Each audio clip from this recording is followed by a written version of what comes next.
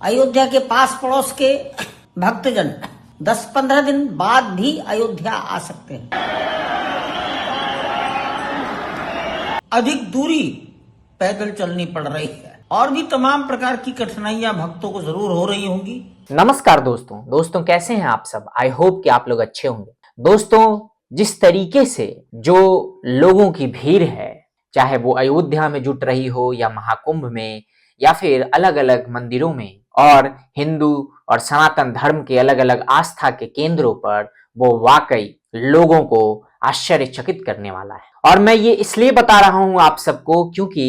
एक रिपोर्ट आया है जिसमें पिछले 2 या 3 दिनों में अयोध्या में 25 लाख से ज्यादा लोग पहुंच गए, जिसकी वजह से पूरी अयोध्या बंद हो गई। दोस्तों, आपने देखा होगा कि किस तरीके से इस देश की विपक्षी पार्टियों के कुछ नेता हैं जो आए दिन सिर्फ इस बात में लगे रहते हैं कि कैसे सनातन धर्म को और मंदिरों को, हिंदुओं और सनातन धर्म के आस्था के केंद्रों को, उस आयोजनों को, सनातन और हिंदू धर्म के त्योहारों को डिस्क्रेडिट किया जाए, किस तरीके से मोराल को लो किया जाए अनाप शनाप के बयान देके। आपने देखा होगा कि विगत कुछ दिनों में भी कई सारे ऐसे लोगों ने अनाप शनाप बयान कुंभ को लेके भी दिया था। साथ ही साथ आपने ये भी देखा होगा दोस्तों कि किस तरीके से 22 जनवरी 2024 को जब अयोध्या में राम मंदिर का प्राण प्रतिष्ठा होना था, तब भी कई सारे लोगों ने और इस देश के सो कॉल्ड विपक्षी पार्टियों ने और उनके नेताओं ने इस बात की काफी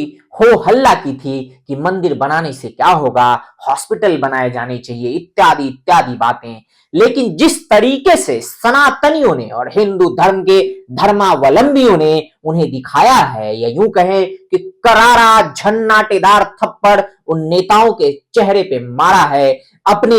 आस्था, अपने श्रद्धा को प्रदर्शित करके। और वो आस्था और श्रद्धा की ही देन है कि पिछले 2 दिनों के अंदर में अयोध्या में 25 लाख से ज्यादा लोग राम मंदिर के दर्शन करने और रामलला के दर्शन करने पहुंच जाते हैं। महाकुंभ में एक दिन में 2 करोड़ लोग पहुंच जाते हैं डुबकी लगाने, या उससे ज्यादा लोग पहुंच जाते हैं। अभी आने वाला जो समय है, चाहे वो 29 जनवरी को मौनी अमावस्या का दिन हो, जिस दिन भारी भीड़ जमा होने की संभावना जताई जा रही है, जिस दिन ये कहा जा रहा है कि करीब करीब 10 करोड़ से ज्यादा लोगों की संख्या, ज्यादा श्रद्धालुओं की संख्या महाकुंभ में जमा होगी। ये आंकड़े बता रहे हैं दोस्तों कि किस तरीके से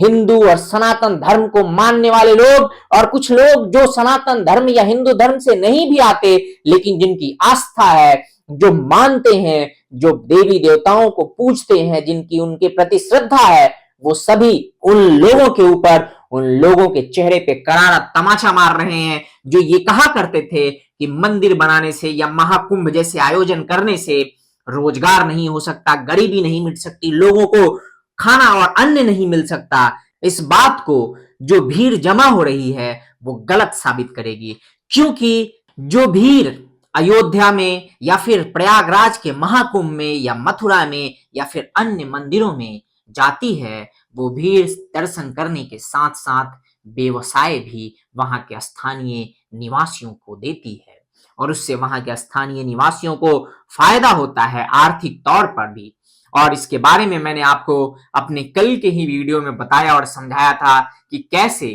महाकुंभ में जो चाय की टपरी लगाने वाले लोग हैं, चाय की दुकान, चाय बेचने वाले लोग हैं, या ठेले खोमचे वाले हैं, या फिर छोटे छोटे व्यवसाय करने वाले लोग हैं, मारा बेचने वाले लोग हैं, वो सभी भी दिन का 5 से 10 हजार कमा रहे हैं। वहीं एक तरफ अयोध्या में जब आप जाइएगा तो आपको दिखेगा कि किस तरीके से अयोध्या के दोनों तरफ छोटे बड़े दुकानदारों की एक लंबी कतार है, जिनके डेली का आय हजारों में है। और मंदिर बनने से पहले शायद वहां पे वो दुकानें भी नहीं हुआ करती थी। तो उन मंदिरों से और इस तरह के आयोजनों से रोजगार और आर्थिक वृद्धि भी होती है वहां के स्थानीय लोगों की। इस बात को कोई इनकार नहीं कर सकता दोस्तों। और वाकई अब ऐसा लग रहा है कि हिंदू अपने धर्म के प्रति, अपने आस्था और श्रद्धा और मंदिरों के प्रति, अपने देवी देवताओं के प्रति सजग हो रहा है। तभी तो वो गोवा में छुट्टी मनाने जाने के बजाय महाकुंभ और अयोध्या जाना ज्यादा प्रेफर करता है, तभी तो वो मथुरा जाना ज्यादा प्रेफर कर रहा है, तभी तो वो केदारनाथ, बद्रीनाथ जैसे धार्मिक स्थलों पे, तीर्थ स्थानों पे और श्रद्धा के केंद्रों पे जाना ज्यादा प्रीफर कर रहा है। अब ये अलग बात है दोस्तों कि उसमें कुछ ऐसे भी लोग हैं जो रीलिया टाइप के हैं, जो सिर्फ इस बात के लिए जाते हैं कि वहां जाके रील बनाएं, लेकिन उसमें भी एक प्लस पॉइंट है कि एटलीस्ट वो लोग रील बनाने के बहाने ही वहां जा रहे हैं, जिनमें से कुछ की शायद बुद्धि परिवर्तन भी होती है, जिनके सोच में परिवर्तन होता है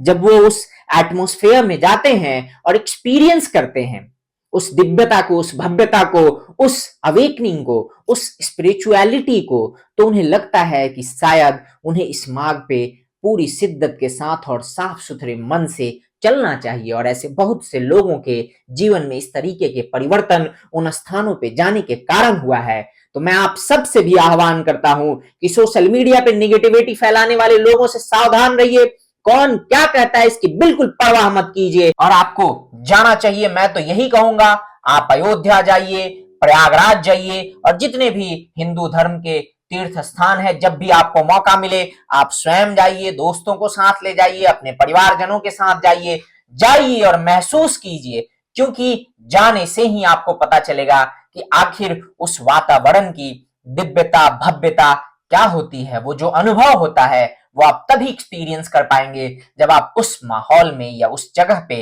जाएंगे। बाकी दोस्तों, अयोध्या की जो भीड़ है वो वाकई एक तरफ तो लोगों को प्रसन्नचित्त करती है, मेरे जैसे लोग जो इस बात को मानते हैं, जो ऑप्टिमिस्टिक हैं सनातन और हिंदू धर्म को लेके, उन्हें काफी खुशी देती है कि लोग अब अपने धार्मिक स्थलों पे जाना प्रेफर कर रहे हैं, गोवा और टूरिस्ट प्लेसों पे जाने के बजाय। दोस्तों, अयोध्या की जो भीड़ है, जैसा कि मैंने आप सबको बताया कि पिछले 2 दिनों में 25 लाख से ज्यादा लोग अयोध्या पहुंचे हैं और पहुंच रहे हैं। इतनी भारी भीड़ के वजह से वहां के शासन प्रशासन और मंदिर प्रशासन के देख रेख करने वाले जनरल सेक्रेटरी श्रीमान चंपत राय जी ने भी लोगों से यह आह्वान किया है, श्रद्धालुओं से और सनातन और हिंदू धर्म के धर्मावलंबियों से यह आह्वान किया है कि आप लोग कुछ दिन के लिए कम आए, कम संख्या में आए, जिससे कि सुरक्षा के दृष्टिकोण को देखते हुए चीजें सही तरीके से, सुचारू तरीके से चल सके और किसी भी तरीके की अफरा तफरी का माहौल ना फैले। तो मैं भी आप सबसे यही कहना चाहूंगा दोस्तों कि उन बातों को फॉलो करते हुए जब भी आपको मौका मिले और जब भी आपका मन करे तो आप जरूर जाइए, अपने साथ अपने परिवार को ले जाइए, अपने दोस्तों को ले जाइए और उन सारी बातों का ध्यान रखिए ताकि किसी भी तरीके की सुरक्षा में चूक ना हो या फिर किसी भी तरीके की अफरा तफरी का माहौल ना हो। बाकी अभी के लिए बस इतना ही दोस्तों, मिलते हैं अगले वीडियो में। टिल देन, जय हिंद, जय भारत, नमस्कार।